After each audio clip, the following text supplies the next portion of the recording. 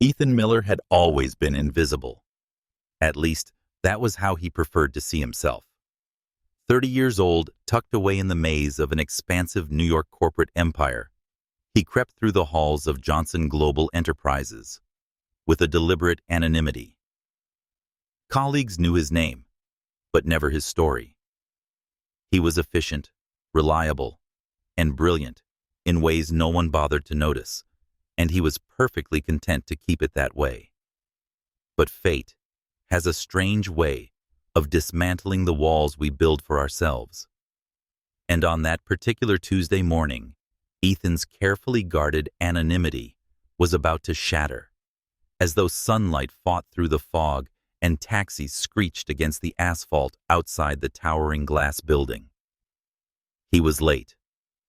That fact alone already set his pulse hammering. Ethan had never been late in 5 years of employment. He prided himself on disciplined punctuality and control. Yet here he was, sprinting across the marble lobby, tie-crooked messenger bag bouncing against his side, his breath short and uneven. The elevator doors were about to close. "Hold it, please." Though his voice cracked awkwardly, he called, swallowed by the cavernous space. By some miracle, the polished silver doors hesitated. Ethan surged forward, heart racing, and in one decisive motion he lunged through the narrowing gap and collided headfirst into destiny. The impact was sudden, almost violent. His shoulder knocked against someone delicate yet unyielding. Papers flew. A gasp, sharp as glass, pierced the stillness. His momentum carried him forward, and before he could even register what was happening, Ethan found himself pressed against a figure, his palms braced clumsily against the cool steel wall behind her. Time froze. Her lips, warm, soft, and impossibly genuine, were against his. Just for a fraction of a second. Long enough to steal the air from his lungs. Long enough to ignite a spark that surged through every nerve ending like a live current. When he jerked back, horrified, the sight that met him nearly stopped his heart. Zara Johnson. The Zara Johnson. The youngest self-made black female billionaire in the United States. CEO of Johnson Global Enterprises. A woman whose very name commanded boardrooms, shifted markets, and struck fear into competitors across the globe. She was breathtaking up close, tall, poised, with skin that gleamed like rich mahogany under the sterile elevator light.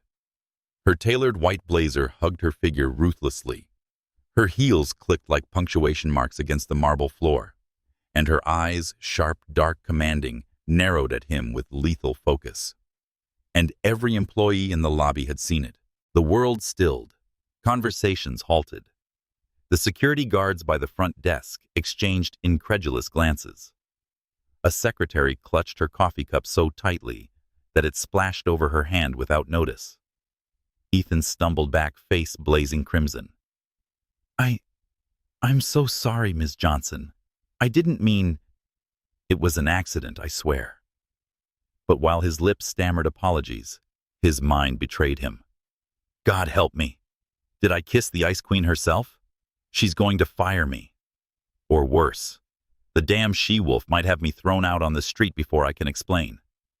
His blood ran cold when Zara's eyes flickered with something unexpected recognition, not of his face, but of his thoughts.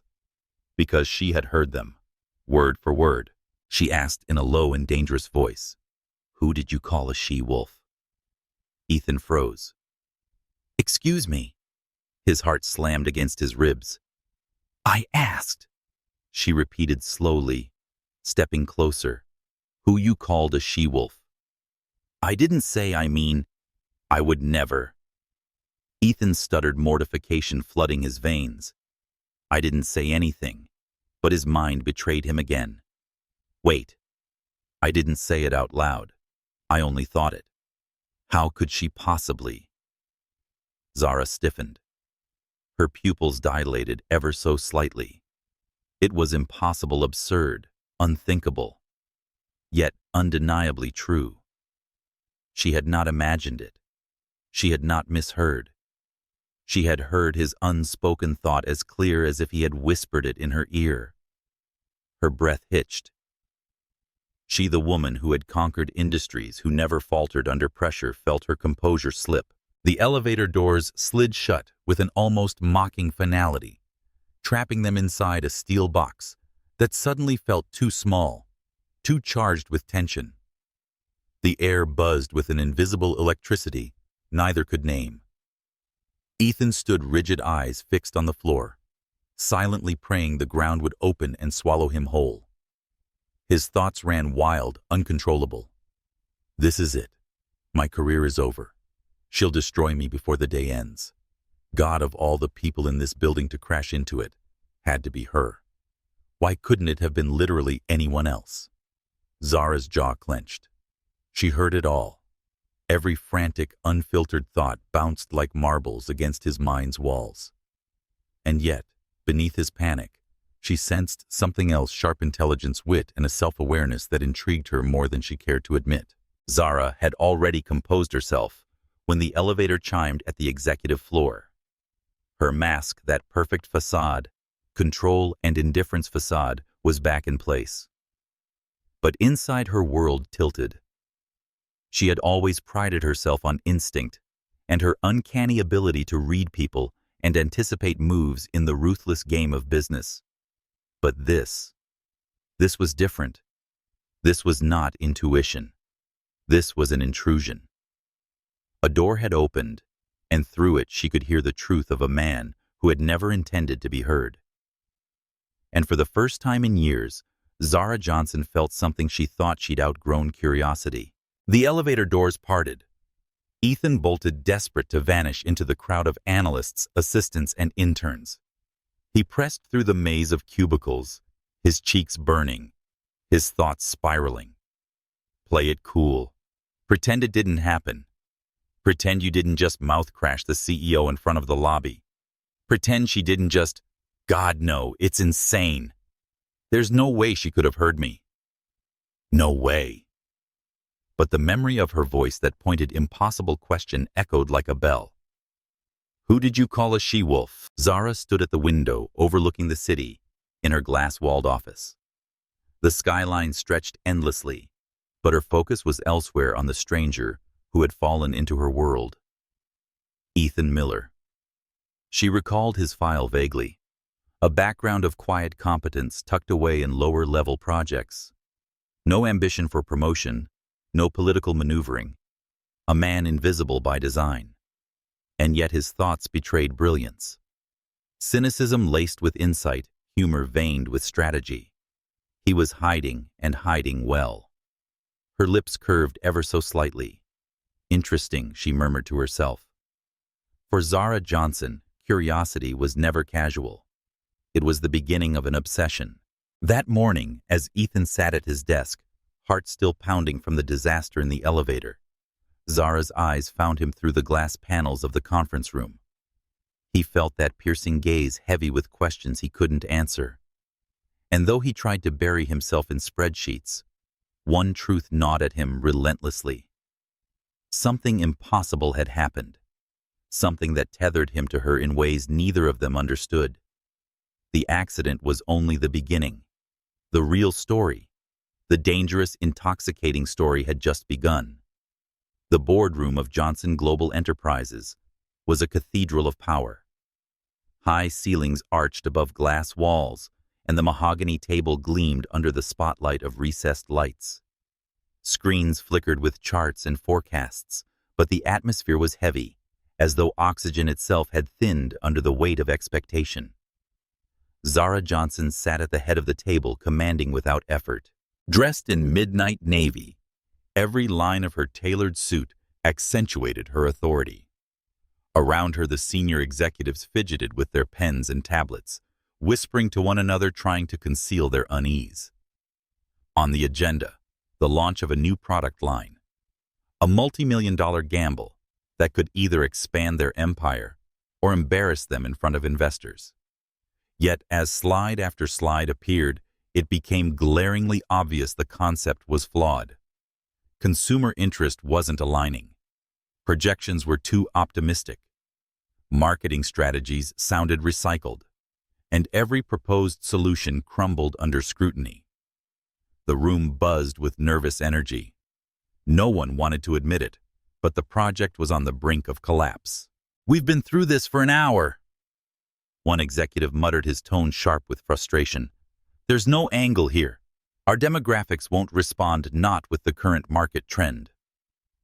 Another added with a weary sigh, "We should pull the plug before this drains further resources." A murmur of agreement trickled through the room, though no one dared voice it too loudly.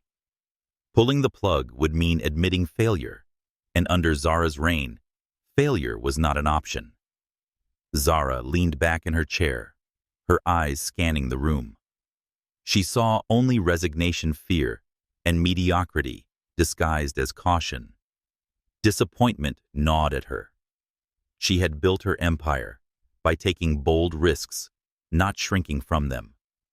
Her gaze sharpened as it landed on someone at the far end of the table. Ethan Miller sat quietly, almost blending into the leather chair. He hadn't spoken once, or even raised his eyes from the notes he wasn't writing. He was an anomaly here, not part of the executive team, merely an analyst drafted last minute to fill a vacant chair. He hadn't expected to be in this meeting. He hadn't wanted to be in this meeting.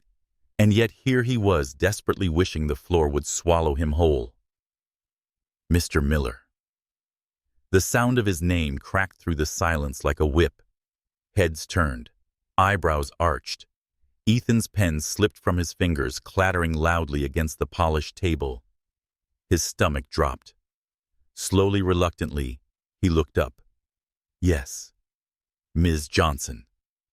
His voice was tight, almost inaudible. "What's your view?" Zara's tone was deceptively calm, but her eyes, sharp, unblinking, pinned him in place. "My view." Ethan swallowed hard. He could feel dozens of eyes drilling into him. He wasn't supposed to be here, much less participate.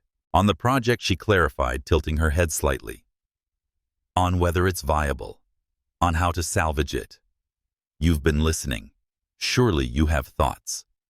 His palms grew slick. I don't think I have anything to add that hasn't already been said." But inside his mind, words stormed like thunder. Of course it's not viable. They're targeting the wrong demographic entirely. They'd have a chance if they pivoted toward eco-conscious millennials, bundled it with a lifestyle subscription, and leveraged influencer marketing. But no, say that out loud, and they'll think you're presumptuous. Just keep quiet, Ethan. Stay invisible. Zara's lips curved, barely noticeable, enough for Ethan's chest to tighten. Perhaps she said, her voice carrying across the room, "We're approaching this from the wrong angle. We're misaligned with our audience. Eco-conscious millennials would be a better target. Imagine bundling the product with a lifestyle subscription, not just selling an item, but an identity. Pair that with carefully curated influencer partnerships. Suddenly, we're not just in the market, we're leading it." The room erupted. "That's brilliant," one executive exclaimed, leaning forward eagerly. "Exactly the angle we needed," another chimed in. "Why didn't we see it sooner? Influencer leverage that could cut acquisition costs by half." Applause spread like wildfire, nods of approval bouncing from one corner of the table to the other. The mood moments ago, desolate, surged with new energy. And at the center of it all sat Zara, poised, confident, as though she had single-handedly resurrected the project. But Ethan's veins ran cold. His thoughts had been private, silent, unspoken. And yet there it was, verbatim, spilling from her lips. She couldn't have. "It's not possible. No one hears what's inside my head." Unless his pulse raced. He glanced at Zara, who remained serene, her gaze on the board members, basking in newfound hope. But for the briefest moment, her eyes flickered toward him. It wasn't gratitude. It wasn't a chance. It was recognition. And Ethan knew. This was the second time. The meeting adjourned with renewed optimism, executives bustling out with their devices, already sending updates to teams, investors, and partners. Laughter filled the air, tension dissolved. But Ethan lingered. He couldn't move. His mind was a cyclone of disbelief. He replayed it again and again. The exact phrasing, the timing. It was too precise to be a coincidence. She hadn't guessed. She hadn't deduced. She had taken the words from his head and spoken them aloud. Only Zara remained when the room finally cleared, stacking her notes with elegant precision. Ethan rose hesitantly, his voice catching in his throat. "Ms. Johnson. About earlier." Her head lifted, and her gaze caught his like a hook. "Yes." The words died on his tongue. What could he say? "Did you steal my thoughts?" How insane would that sound? He'd be laughed out of the building, branded unstable, unemployable. Nothing, he muttered instead, shaking his head. Nothing at all. But inside the thought screamed louder than ever. What the hell is happening? When Ethan left, Zara allowed herself to exhale slowly. Her pulse, hidden beneath layers of composure, was still uneven. It had happened again, clearer, louder than before. His mind was an open book, each line etched with sharp intelligence he didn't dare reveal. She had always trusted her instincts in business, but this inexplicable connection was unlike anything she had ever known. She told herself it was a tool, a weapon she could wield. Yet even as she justified it, a dangerous curiosity spread within her. Who was Ethan Miller really? And why did the sound of his unspoken thoughts feel like a temptation she couldn't resist? That night, Ethan lay awake in his modest apartment, city lights flickering beyond his blinds. His mind replayed the meeting, her voice, his thoughts mirrored in her tone. He rubbed his temples, whispering to himself, "It's not possible. It's just not possible." But deep down, a truth gnawed at him. Zara Johnson knew more than she should, and he had no idea what that meant for either of them. The email came mid-morning. Just one line, no greeting, no signature, though it needed none. Report to the CEO's office. 10:15 sharp. Ethan stared at the screen, his stomach turning. He had hoped after the debacle of the board meeting that Zara Johnson would forget about him. He was nothing more than an analyst, a quiet cog in the massive wheel of Johnson Global Enterprises. Invisible, replaceable. And yet there it was, the summons. By 10:10, he was already standing outside her glass-walled office on the top floor, Palm's clammy pulse drumming against his collar. Through the frosted glass, he could see her silhouette, tall, commanding, precise in every gesture as she spoke into her headset. Even from here, her presence pressed down on him like gravity. At exactly 10:15, her voice cut through. "Enter." Zara was behind her desk, posture regal, dark eyes lifted as he stepped in. There was no warmth, no softness, only authority, honed sharp as a blade. "Mr. Miller." She gestured to the seat opposite her. "Sit." He obeyed, trying to appear calm, though his heart thudded painfully. She said, "I've reviewed your record," sliding a tablet across the desk. "Numbers, projections, internal audits. Consistently excellent work, meticulous. Yet, somehow you've managed to avoid notice for 5 years. Ethan shifted uneasily. "I prefer to keep a low profile, Ms. Johnson. I'm better in the background." Her gaze lingered on him, too steady, too knowing. "And yet your mind doesn't belong in the background. I want you on the Phoenix Project." His breath caught. The Phoenix Project was the company's flagship initiative, a billion-dollar undertaking with the entire industry speculating. It was the kind of project careers were made or broken on. "Respectfully, Ms. Johnson." He began forcing his voice to remain steady. "I don't think I'm—" Her voice cut like steel. "This is not a request." In his head, the protest screamed, "She's pulling me into the fire. Why me? Why now?" And her lips curved almost imperceptibly as though she had heard him. From that day forward, Ethan's world shifted. Zara made sure of it. She assigned him to every major planning session, every client presentation, every late-night strategy review. His name began circulating in memos, and his reports reached executives' desks who had never noticed him before. Colleagues stared, whispered, "Miller. When has he been on the CEO's radar?" Ethan wanted to scream that he hadn't asked for this. He wanted to slip back into the shadows. But whenever he tried to minimize his presence, Zara dragged him forward again, sometimes with an email, sometimes with a direct order, and sometimes with nothing more than a glance that left him no room to argue. It felt like a trap. And yet, beneath the frustration, a dangerous current stirred the awareness of her. The way her eyes lingered on him in meetings. She seemed to anticipate his unspoken objections, countering them before he opened his mouth. It was a silent game, one he hadn't agreed to play. The Phoenix Project consumed them both. Nights stretched long in the glass tower, the city skyline glittering like scattered jewels beyond the windows. Zara thrived in the late hours, her focus razor-sharp, her energy inexhaustible. Ethan, against his will, found himself matching her pace. He marveled at her brilliance, how she sliced through problems, demanded perfection, refused to accept less than excellence. But what unsettled him most wasn't her authority. It was the moments in between. The quiet intervals when her mask slipped and he glimpsed the woman beneath the CEO. The way her fingers brushed her temple when she was tired. The rare laugh that escaped when something genuinely amused her. The flicker of vulnerability in her eyes when the weight of expectation pressed too hard.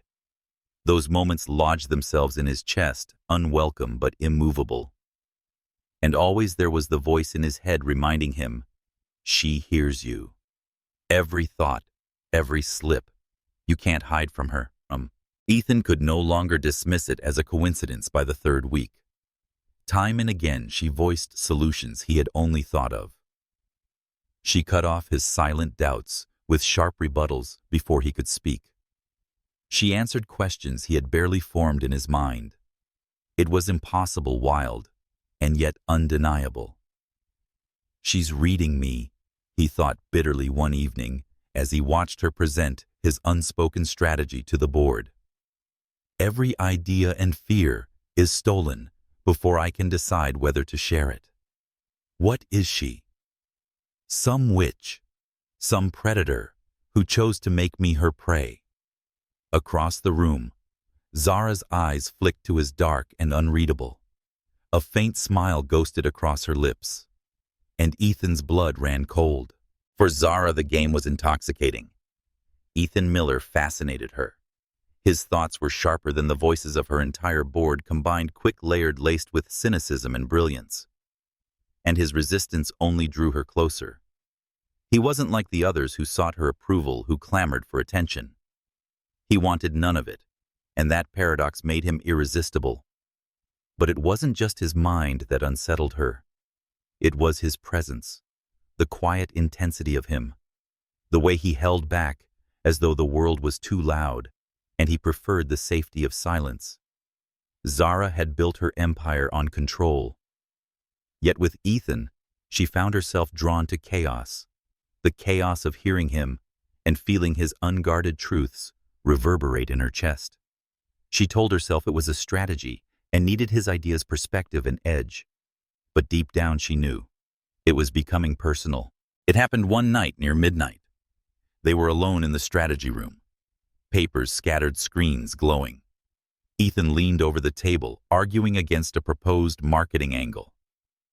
"I'm telling you it won't work," he said, his voice firmer than usual. In his mind, the words echoed with sharper honesty. "Because you deserve better than this sloppy campaign. You deserve something worthy of your name." Zara's breath caught.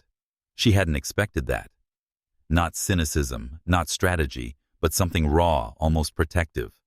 She looked at him, then really looked. His tie loosened his sleeves, rolled his hair falling slightly across his forehead. He was exhausted, stubborn alive, in a way that made her chest tighten. For a heartbeat, silence stretched between them. Their eyes locked and the air thickened, charged. Ethan looked away first, muttering something about revising the numbers. But his pulse betrayed him, and Zara's lips curved into a smile he didn't see. The more Ethan resisted, the deeper Zara pulled him in. She began assigning him tasks outside his role, calling him into meetings where his presence raised eyebrows.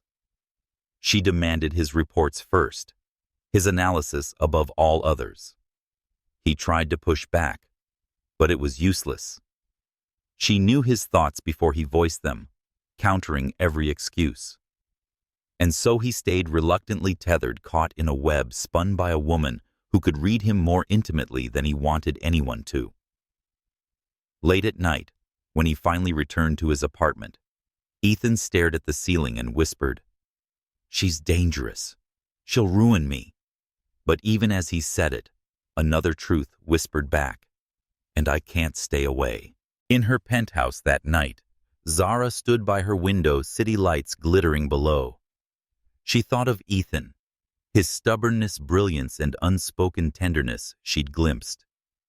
She should have been planning her next move in the Phoenix Project. Instead, she was planning her next move in the game of Ethan Miller. And for the first time in years, the woman who had everything found herself craving something she could not control. By the end of the fourth week, Ethan no longer tried to convince himself it was a coincidence. Coincidence didn't explain the precision with which Zara spoke his unvoiced strategies. Coincidence didn't account for how she parried objections he hadn't dared to utter aloud. No. She was inside his head, somehow impossibly, irrevocably. The realization coiled through him like smoke, impossible to grasp or ignore. He tried to bury it beneath reports, calculations, endless spreadsheets.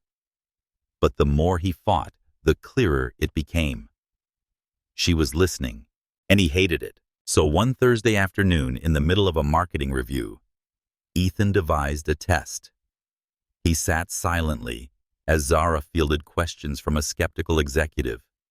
She was flawless as always, poised, articulate, slicing through objections with that commanding calm. In his head, Ethan planted a thought, deliberately careful not to betray it, in his expression. The solution is a subscription model tied to travel perks. Imagine flights, hotels, exclusive deals. Let's see if you steal this one too. He waited, heart-pounding eyes fixed on her. Zara paused, as though listening to something distant. Her gaze flickered to him for the briefest second, sharp, searching. But then she smiled faintly and said, "We should expand the influencer strategy into micro-communities. The power of smaller networks can't be underestimated." The executives nodded, scribbling notes, murmuring approval. Ethan exhaled, dizzy. She hadn't used it. She had resisted.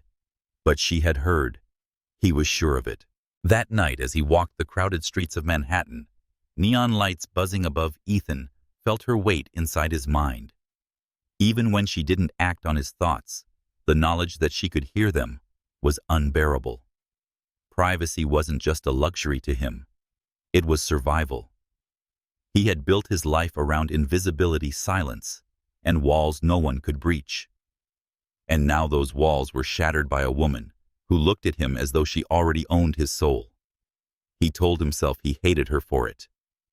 Yet when he closed his eyes, all he saw was the curve of her smile, the burn of her gaze, the way her voice wrapped around his words, as though they had always belonged to her.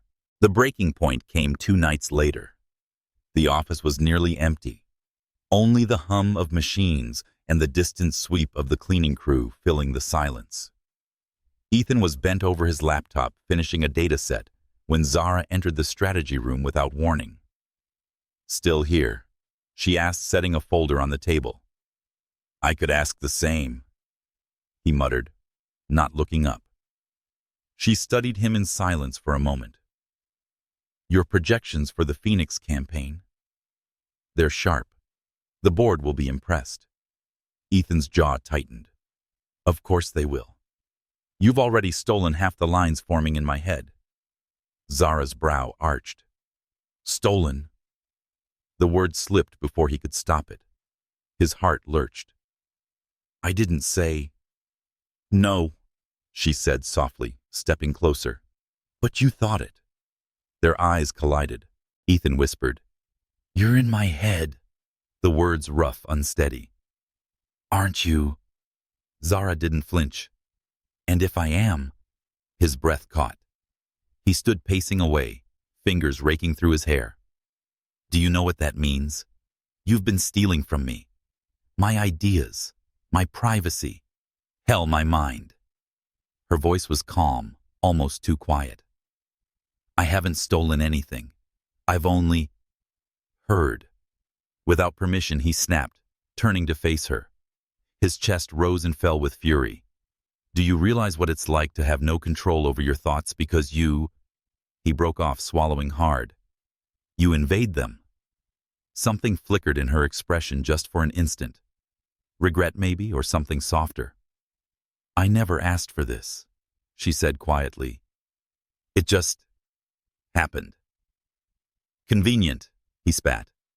You of all people, the most powerful woman in the room, and expect me to believe you didn't choose this. The silence between them was a battlefield. Ethan's anger burned hot, unrestrained, while Zara stood still as glass, her control cracking only in the depths of her eyes. Finally, she stepped closer, closing the space until he could feel the heat radiating from her. You think I don't know how dangerous this is? You think I wanted to hear you, to carry your voice in my head day and night? Her words trembled with a rawness he had never heard from her before. Do you know what it's like to drown in someone else's truth? Ethan stared, caught off guard. For a moment, anger tangled with something else, recognition. They were too close now, breath mingling, silence humming. His pulse thundered, not from rage, but from something far more dangerous. He forced himself back, stumbling a step away. This is wrong. Perhaps she murmured, her gaze never leaving his. But it's real. The rest of the night blurred. They returned to their work, but neither could focus. Every glance, every unspoken thought was charged volatile. Ethan caught himself watching her hands as she turned pages, imagining how those same hands could hold command and touch. He cursed under his breath, desperate to bury the thought, but Zara's lips curved a silent confirmation she had heard it. His face burned. He wanted to hate her for it. He tried to storm out, to quit, to vanish. But instead he stayed trapped in the pull of something he couldn't resist. And Zara. She pretended to read the documents, but inside, she was unraveling. His thoughts were fire-infuriating, intoxicating, impossible to silence. And though she told herself she should push him away, she moved closer, drawn to the chaos she had once feared. Near midnight, the office was silent. Papers lay abandoned, screens dim. Ethan leaned against the window, city lights reflected in the glass. He said quietly, You can't keep doing this, not turning to face her. I don't know how to stop, she admitted. Her voice was raw, stripped of armor. For a long time, neither moved. The world outside glittered, but the air was heavy, intimate, and fragile inside the room. Finally, Ethan turned. Their eyes met. And in that silence, in that fragile crack of vulnerability, something shifted. Anger gave way to awareness. Resentment bled into longing. They didn't speak. It didn't move toward it. But it was undeniable, suspended in the charged air between them. The clock struck 1. Zara gathered her papers deliberately, her mask slipping back into place. Good night, Mr. Miller, she said, her voice, even though her eyes lingered a heartbeat too long. Ethan nodded, his throat tight. "Good night, Ms. Johnson." But as he left the strategy room, one truth haunted him. Their battle had only just begun, and the line between fury and desire was thinner than either dared admit. The Phoenix project had reached a critical stage. Investors demanded progress reports, deadlines pressed like iron shackles, and the board expected miracles. Unflinching as ever in public, Zara bore the weight with her usual grace, but beneath the surface, even she was straining. Ethan sensed it. He saw how her jaw tightened after every meeting, and how her fingers lingered over her temples, as though fighting invisible noise. He wanted to ask if she was all right, but he never did.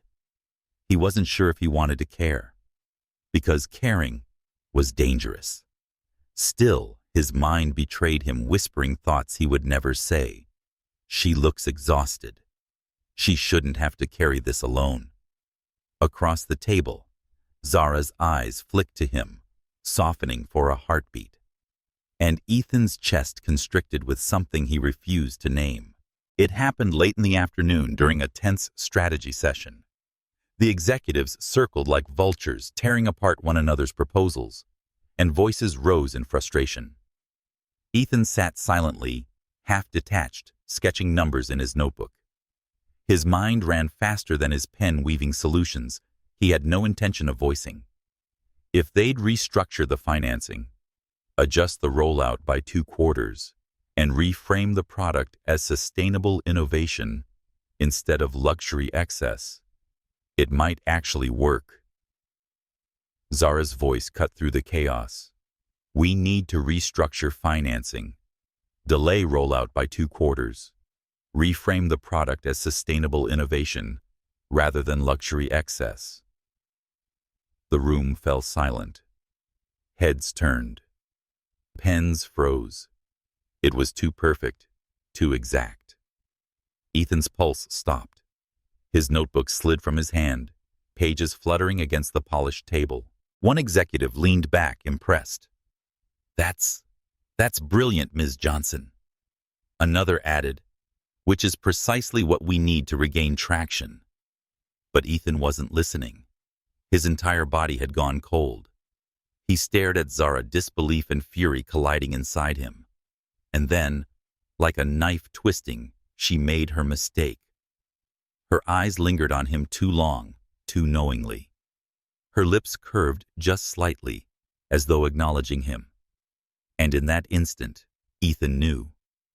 This wasn't a coincidence. This wasn't instinct. This was the truth. She had been inside his head all along.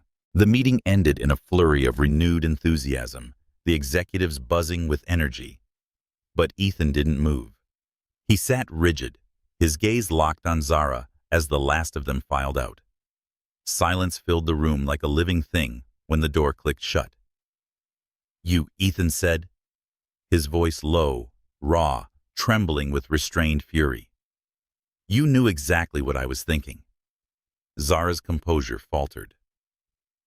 "Ethan, don't," he snapped, standing so abruptly his chair screeched against the floor. "Don't you dare.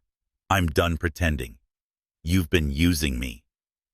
Every idea was stolen before I could even decide if I wanted to share it.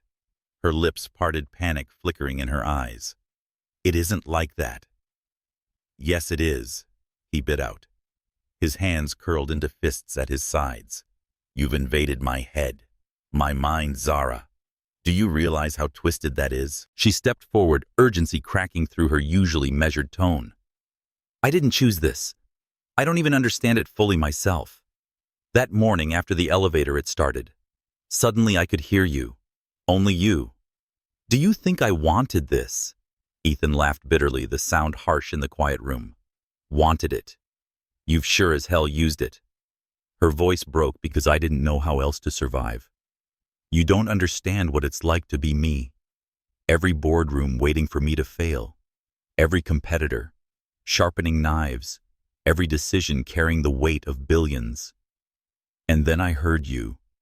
This sharp, brilliant voice cutting through the noise. seeing things no one else could. Do you think I could ignore that? For a moment, her vulnerability cracked through the walls around her, raw and trembling. But Ethan's anger was a tidal wave too strong to stop. He said, "You should have told me," his tone quiet but sharper than any shout. "You should have asked. Instead, you made me your puppet, your secret weapon." Her eyes glistened, though her voice remained steady. "I didn't mean to hurt you. But you did." His throat tightened, his words nearly breaking. "You made me believe I mattered when all I ever was to you." There was a voice in your head. The silence that followed was suffocating. Zara's chest rose and fell unevenly, her hand half lifted as though to reach for him, but she didn't.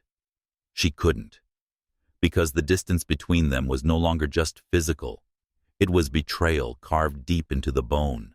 Ethan turned his body rigid, and every step he took was a battle against the pull that still tied him to her.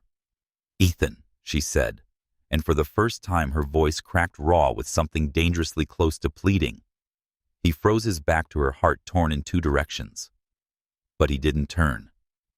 "Goodbye, Ms. Johnson," he said, each word like glass on his tongue. And then he walked out, leaving her in the echoing silence of the boardroom, powerful, untouchable, and utterly alone. That night, Ethan wandered the city aimlessly. The lights of Times Square blurred into streaks, the noise of traffic roared around him, but he heard none of it. All he heard was her voice, desperate and breaking. All he saw were her eyes pleading for him to believe her. But the hurt was too raw, the betrayal too deep. He had spent his life hiding, guarding the sanctity of his silence. And she had torn it away without asking.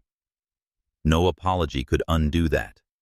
Meanwhile, in her penthouse high above the city, Zara stood at the window staring at the lights that once made her feel invincible. Now they felt hollow. Her empire was intact. Her strategy had won her the board's admiration. But her chest ached with a loss she couldn't name, a fracture she didn't know how to mend. For the first time in years, she wasn't sure her power was enough. In two different corners of the city, they stood in silence, a man who had lost trust, a woman who had lost control. And both knew nothing between them would ever be the same again. The bond that had begun with a kiss and a secret had shattered. And in the shards lay the beginning of something far more dangerous. The storm came without warning. One morning, headlines splashed across every major outlet. Rival tech unveils revolutionary campaign, threatens Johnson Global's market dominance. It wasn't just marketing noise. Rival tech, Zara's fiercest competitor, had undercut their prices, courted key partners, and launched a campaign dripping with sleek innovation. The market responded with brutal speed. Shares of Johnson Global dropped 7 points by noon. Investors panicked. Emails flooded in demanding answers. Zara stood in the center of her glass office, screens surrounding her with red numbers and breaking news. Her phone buzzed endlessly. Board members, journalists, clients, each voice echoing the same question. "What's your move?" But for once, she had none. The emergency board meeting was chaotic. Executives raised their voices, tossing blame like grenades across the table. "We've been blindsided," one shouted. "Our launch is dead in the water now," another said bitterly. "We'll hemorrhage market share if we don't pivot immediately." "It may be time," a third muttered, "to consider fresh leadership." The words hung in the air like poison. Zara's jaw clenched, but she didn't rise to the bait. She met their stares with icy calm, though inside her pulse thundered. They were circling and waiting for her to falter. She inhaled steady. "We will not surrender our position. Rival tech has overextended. Their campaign is flashy but unsustainable. We'll exploit their weakness." Her voice carried conviction, but in her head, nothing but silence. The one voice she had come to rely on, Ethan's, was absent. And that absence hollowed her in ways she refused to admit. Ethan watched the headlines unfold from his cubicle. He should have felt nothing. Zara Johnson was powerful, untouchable, and she had shattered his trust. Yet every article he read sparked 1,000 ideas in his mind. He saw flaws in rival tech's campaign cracks no one else seemed to notice. If he mapped them out and sharpened them, Zara could dismantle her enemies piece by piece. But he didn't move. Not my problem, he told himself. She made her choice. She doesn't need me. She never needed me. Still, the thought of her standing alone against the vultures, her empire trembling, gnawed at him until his chest ached. Late that night, Zara remained in the boardroom, the city lights reflecting off her polished table. Papers lay scattered, projections bleak.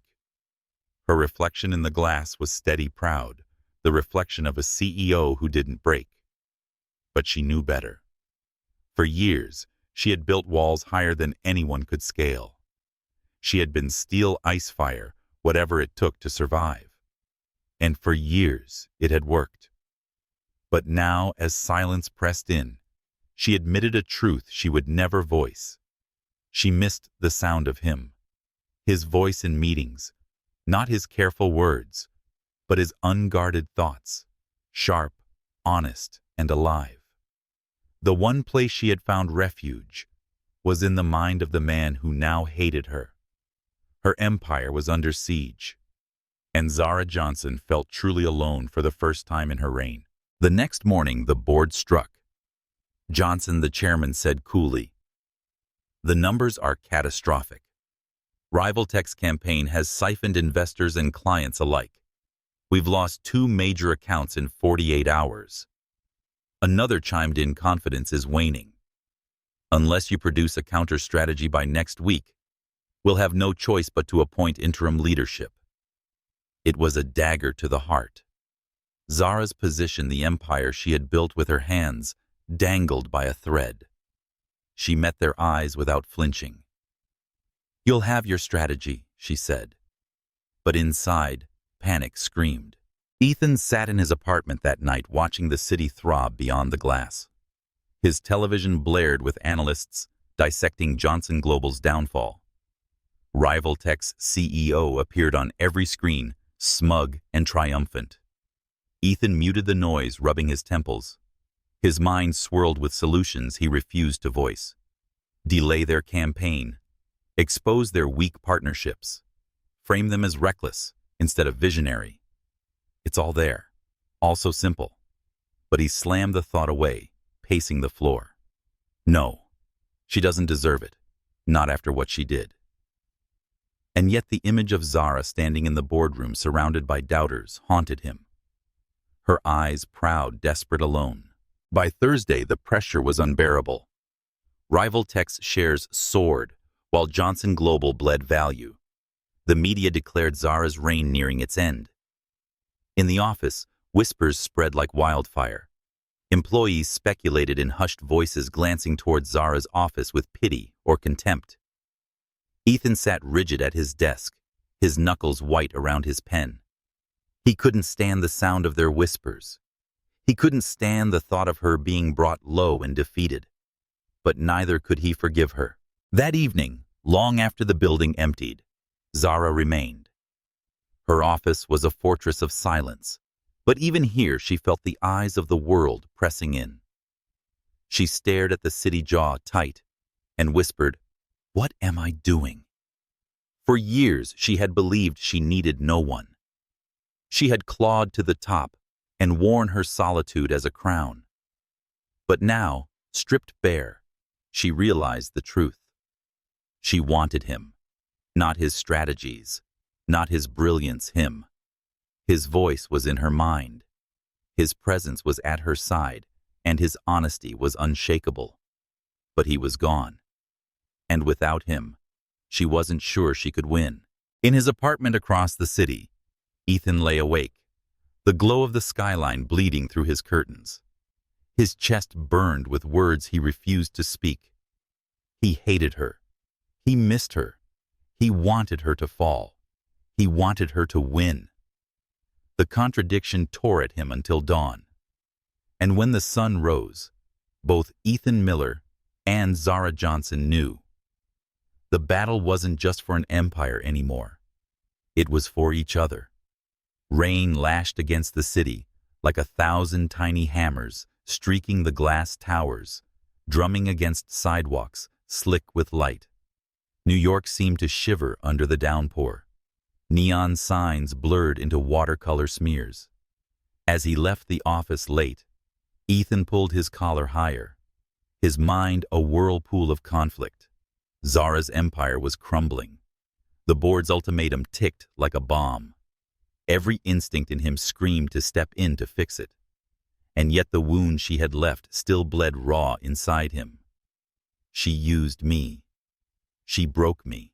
But even as he told himself that, another thought whispered traitorously, "And she needs me." He shook it off, stepping harder into the rain, determined to drown the memory of her eyes, proud, desperate, alone. By midnight, the storm still raged. Ethan sat in his apartment, a book open, but unread on his lap, when the knock came. Sharp, urgent, unrelenting. He frowned, set the book aside, and crossed the small living room. When he opened the door, his breath caught. Zara Johnson stood on his threshold, rain clinging to her like diamonds. Her dark hair plastered against her cheeks, her tailored coat soaked through. Yet even drenched, she was magnificent and heartbreakingly human. For once, there was no armor in her eyes, no icy control, only exhaustion and something he had never seen in her before: fear. "Ethan," she said softly, her voice trembling. He froze, his hand tightening on the doorknob. "What are you doing here? I didn't know where else to go." It was the most disarming thing she could have said. Zara Johnson, billionaire CEO, queen of unshakable composure, admitting defeat at his doorstep. He stepped aside reluctantly. "Come in before you drown." She entered, dripping rain onto his worn hardwood floor, her presence filling the small apartment as though it were too fragile to contain her. Ethan handed her a towel silently. She accepted it with a whisper of thanks, her fingers brushing his, a fleeting spark that seared his skin. For a moment, silence stretched between them. The storm rattled the windows, a relentless soundtrack to the tension in the room. Then Zara spoke, her voice low, raw. "I didn't come here as your CEO. I came here as a woman who doesn't know how to fight this battle alone anymore." Ethan's chest tightened. He wanted to stay cold and remind her of the betrayal and invasion. But the sight of her stripped of power, trembling with vulnerability, disarmed him. "You don't need me," he said roughly. "You never did." Her eyes shone. "That's not true. From the moment I heard you, from that morning in the elevator, I couldn't stop. Your thoughts were chaos and clarity all at once. You cut through the noise in ways no one else ever has. You made me stronger, Ethan. Not because I stole from you, but because you reminded me what truth sounds like." He turned away, his throat tight. "Truth. You lied whenever you opened your mouth and pretended the ideas were yours." "I was terrified," she whispered. "Do you know what it means to admit something so impossible? To confess that I hear you, only you. I thought you would run. I thought you would hate me." Her voice cracked. And I was right. Ethan closed his eyes. Her words pierced deep because they were true. He did hate her, and yet he also couldn't stop caring. He remembered the nights in the office, the way she had leaned closer when no one else was watching, the rare glimpses of her laughter. He remembered how his chest had tightened when she spoke his thoughts aloud, not with malice, but with awe. And he hated himself for wanting her still. "You broke my trust," he said finally, turning to face her. "Do you understand that my mind was the only place I had left to myself, and you took it?" Her eyes filled, tears mixing with the rain still clinging to her lashes. "I know, and I will spend every day proving that I don't want your thoughts anymore. I like you." The admission hung between them, raw and unpolished. For a long moment, neither moved. The storm outside softened to a steady drumbeat, as though holding its breath. Ethan's heart thundered. Every rational part of him screamed to push her away, to lock the door, to protect what little was left of himself. But his body betrayed him.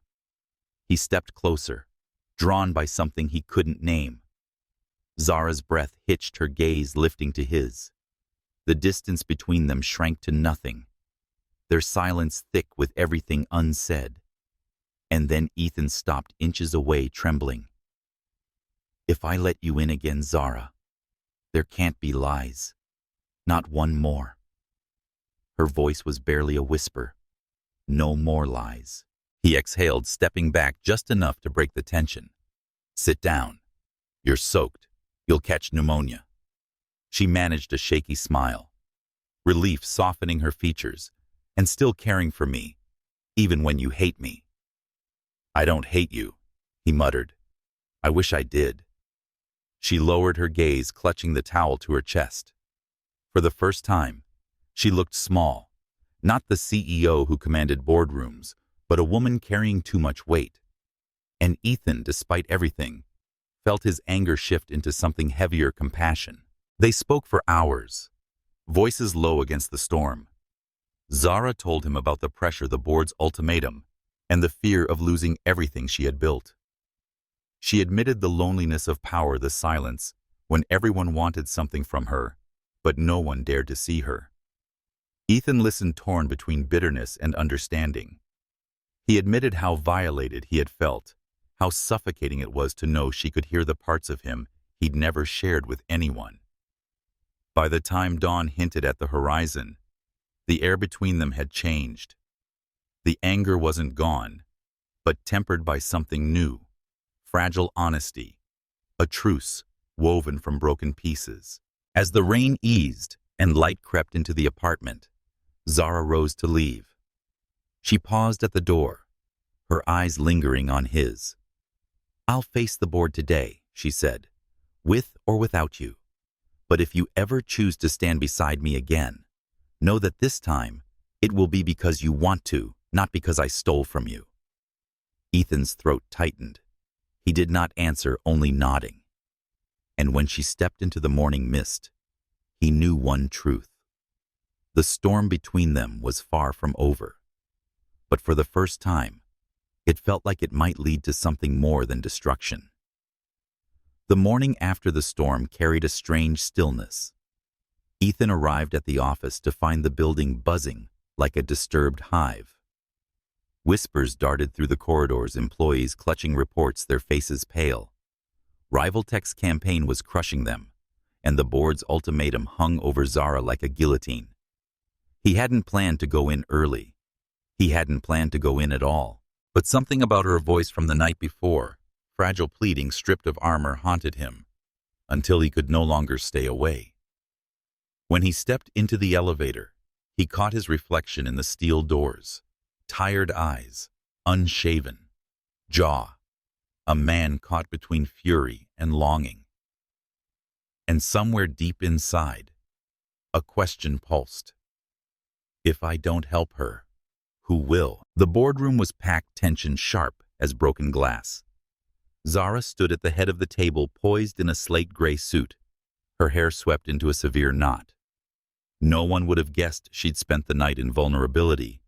No one but Ethan. The chairman's voice cut through the air. "Johnson, we've given you time. What's your counter to Rivaltech?" All eyes turned to her. Silence stretched thick and suffocating. Zara's pulse thundered, but she met their gazes steadily. "We pivot," she said clearly. "Not to chase them, but to outlast them. Rivaltech has overextended. Their flashy numbers mask fragile partnerships. We exploit that weakness." A murmur of skepticism rippled. "And how exactly?" "An executive challenge." Before Zara could answer, Ethan rose from his seat at the far end of the table. He hadn't even realized he was standing until every head turned. Ethan said their campaign hinges on influencer credibility, voice steady though, his heart pounded. However, half of their ambassadors have contracts with conflicting brands. All it takes is one scandal, one exposed hypocrisy, and rival tech collapses under its own arrogance. He met the chairman's skeptical gaze. We launch our campaign quietly, not louder, but smarter. Micro communities, authentic voices, long-term loyalty over short-term flash. It's sustainable, it's real, and it will outlast their circus. The room fell silent. Even the hum of the air conditioner seemed to pause. Then slowly, executives began to nod. Murmurs of agreement spread. Someone scribbled notes furiously. Zara's chest tightened. She hadn't fed him that idea. He had spoken it freely, his voice steady, his brilliance undeniable. For the first time, he wasn't just the unspoken voice in her mind. He was claiming his place in the world. And she had never been more captivated. The chairman leaned back, considering. Interesting. Risky, but promising. Another board member added that it might work. Zara's lips curved faintly, but her eyes were on Ethan. A silent acknowledgement passed between them. This was no longer just her fight. When the meeting adjourned, employees rushed to implement the new direction. The energy had shifted, a flicker of hope igniting, where despair had ruled. Zara approached Ethan quietly as the boardroom emptied. You didn't have to speak. He shrugged, though his pulse raced. Someone had to. Her eyes softened. Thank you. And for once, the words weren't a formality. They were real. In the days that followed, they worked side by side. Long hours blurred into nights, their offices glowing when the rest of the building slept. This time, Zara didn't steal his thoughts. She listened. She challenged him. She let him speak first. And Ethan, though cautious, began to trust the rhythm between them. They were fire and steel clashing and melding their arguments, sparking ideas sharper than either could craft alone. She pushed him harder than anyone ever had, and he returned, refusing to be her shadow anymore. And beneath it all, something else smoldered, the awareness of each other. The brush of her hand as she passed him a file. The warmth in his gaze when she caught him studying her. The unspoken current neither dared name. One evening, exhaustion softened their edges. Ethan leaned back in his chair, rubbing his temples. Do you ever stop? Even for an hour? Zara glanced at him, a rare smile ghosting her lips. If I stopped, I might break. The admission slipped out before she could catch it. Vulnerability in its purest form. Ethan's chest tightened. He wanted to reach for her, to pull her into his arms and tell her she didn't have to carry the world alone. But he only said gently, then maybe you should let someone catch you when you fall. Her gaze locked on his, the air thick with everything unsaid.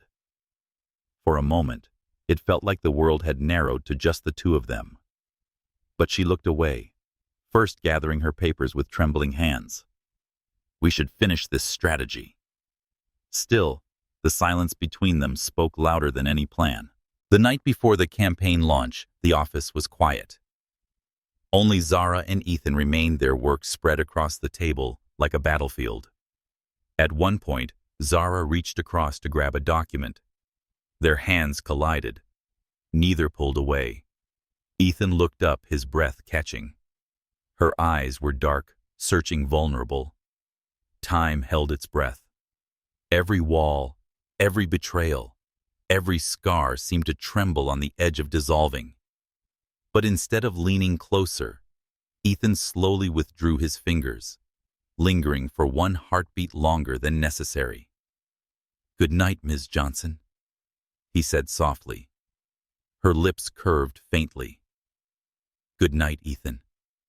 The restraint was agony, and yet it was also a promise. Something was building, unstoppable, waiting for the right moment. The next morning, as they prepared to unveil their counter-campaign, Zara stood before the team with Ethan at her side. The board watched closely. Investors' restless rival tech, circling like a predator. But for the first time, she didn't feel alone. And Ethan, though still cautious, felt the stirrings of something terrifying and beautiful hope. As their eyes met across the boardroom, one truth burned between them. They were no longer enemies. They were allies. And something more. The counter-campaign had begun. Within days, Johnson Global's subtle, authentic strategy was working. Micro-influencers spoke with genuine conviction. Small communities rallied, and consumers turned away from rival tech's flashy facade. For the first time in weeks, the numbers glowed green. Stock tickers rose. Investors breathed easier. Employees walked the halls with something they hadn't felt in months: pride. And at the center of it all stood Zara and Ethan, an unspoken partnership fire forged in chaos. Together, they had turned the tide. But victories have a way of breeding enemies. And in the shadows, betrayal stirred. It began with rumors. Whispers that Zara's miraculous rebound wasn't her doing at all. She had a secret source, a shadow strategist, feeding her every idea that she and Ethan were more than colleagues. The gossip slithered through the office like smoke. Executives exchanged knowing glances. Journalists sniffed for scandal. At first, Ethan ignored it. Gossip was the lifeblood of corporate towers. But when he overheard two managers muttering by the elevator, "He's her puppet or her lover. Either way, it stinks," his chest tightened with dread. Someone wasn't just speculating. Someone was planting seeds. The real blow came 3 nights later. Headlines exploded. Anonymous leak exposes Johnson Global's secret strategies. Credit belongs to analyst, not CEO. Screenshots of Ethan's drafts, notes, and projections flooded the press. His handwriting, his analysis, his name. These are documents that only Zara's closest circle should have had access to. The implication was clear. Zara had stolen from an underling to prop up her failing reign. And Ethan, willingly or not, was at the center of it. The board convened in fury. Cameras camped outside the building. Rival tech gloated openly. Inside, silence carved the air between Ethan and Zara. The chairman's voice was venomous. "This is catastrophic.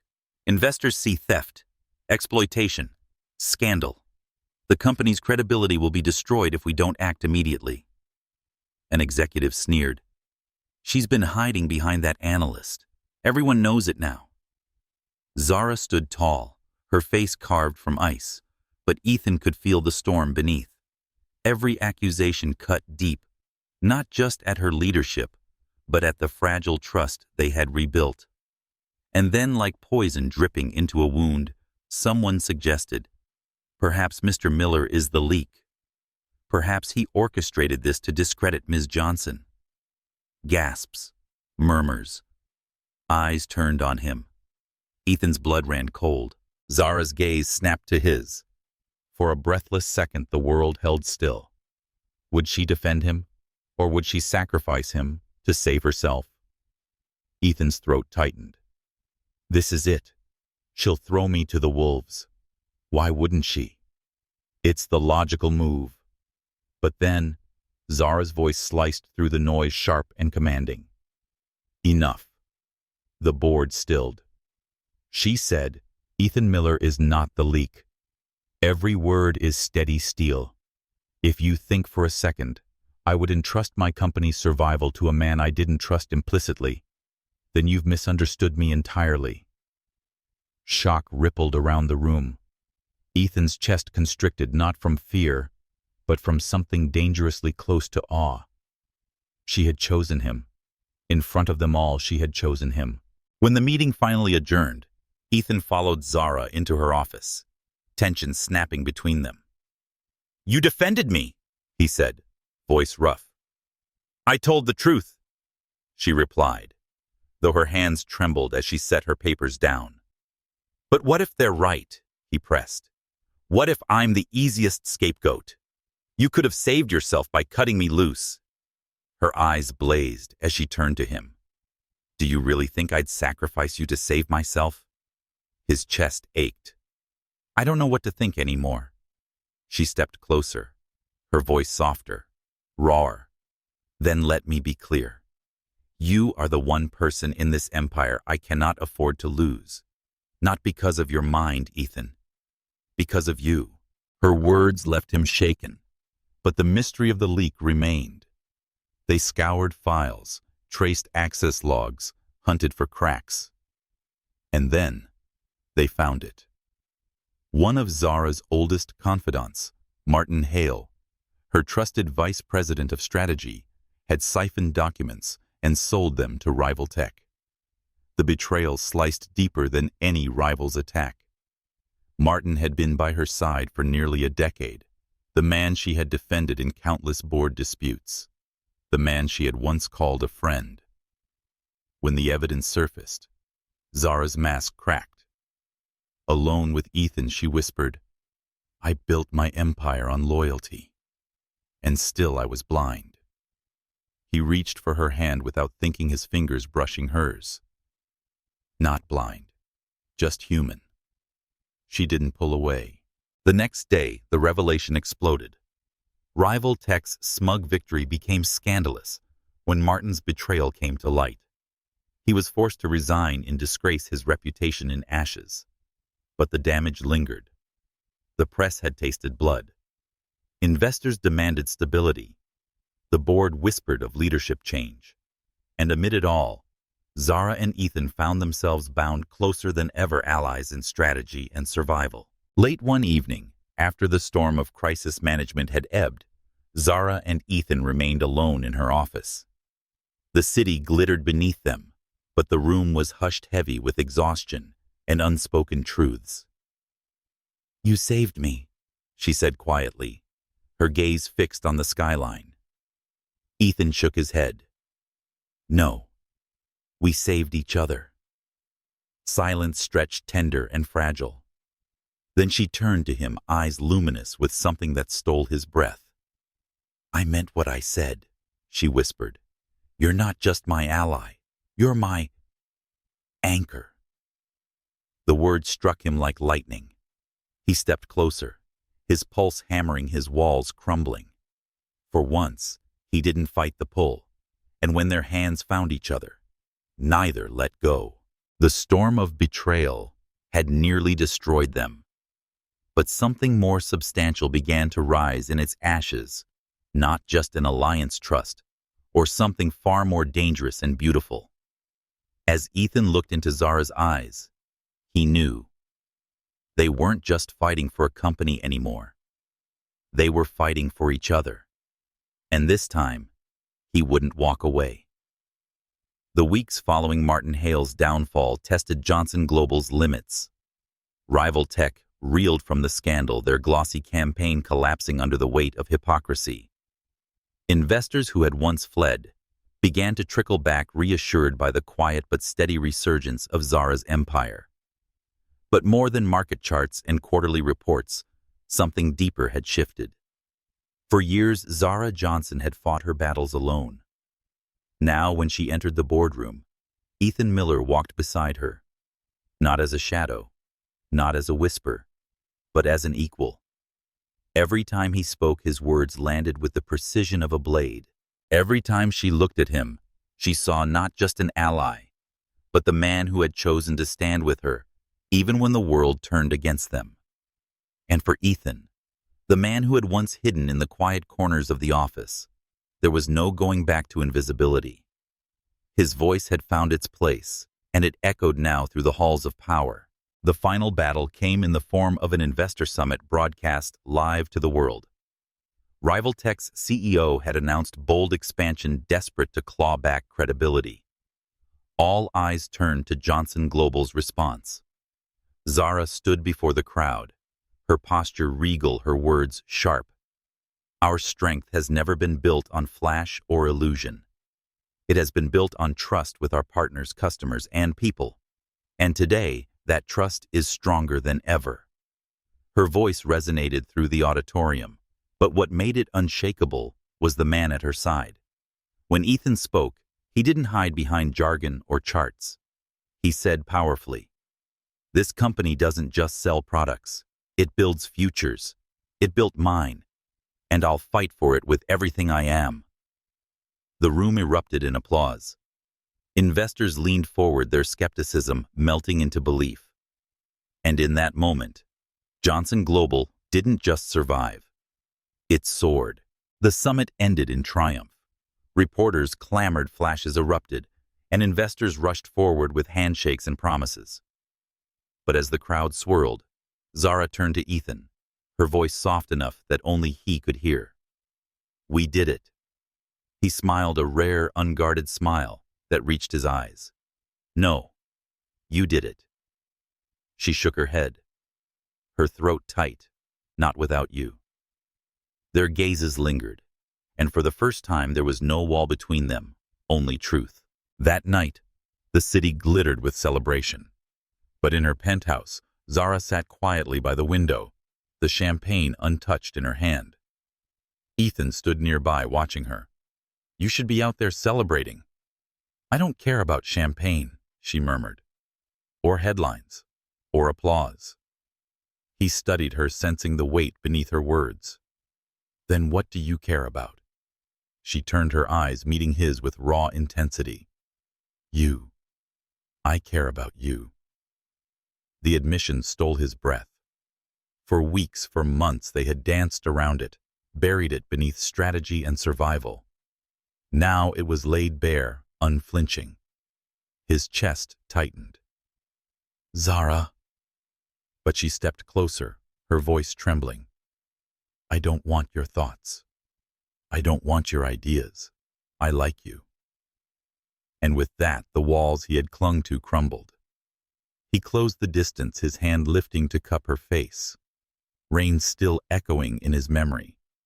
Battles still burning in his veins.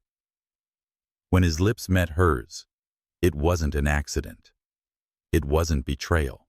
It was everything they had fought for, everything they had become. A week later, after another long night at the office, Ethan and Zara found themselves waiting by the same steel doors where it had all begun. The lobby was quiet, nearly empty.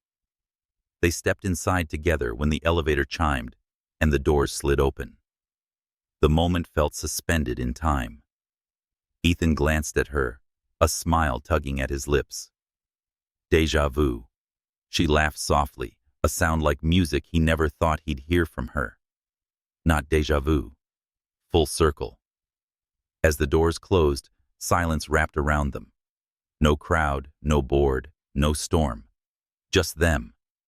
Ethan leaned closer, his voice low. The first time it was an accident. And this time, she asked, her eyes glinting. This time, he whispered, "It's a choice." And then he kissed her. Not with panic, not with apology, but with all the fire and tenderness of a man who had finally found where he belonged. The elevator carried them upward, but their hearts were already soaring higher. Months later, Johnson Global thrived stronger than ever. Rival tech faded into obscurity, a cautionary tale of arrogance undone. But beyond the victories, beyond the empire, was something greater. Zara Johnson, the woman who had once ruled alone, now ruled with a partner, not behind her, not beneath her, but beside her. And Ethan Miller, the man who once hid in shadows, now stood in the light, not because she had pulled him there, but because together they had built a place where both could shine. Love had been born in collision, tested in betrayal, tempered in fire. And it had survived. Theirs was not a fairy tale. It was sharper, fiercer, more accurate. And it was only the beginning. If this story touched your heart, if you felt the fire, tension, and hope, don't keep it to yourself. Share it with someone who loves romance.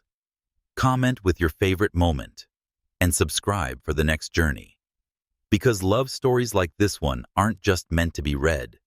They're meant to be felt, lived, and remembered.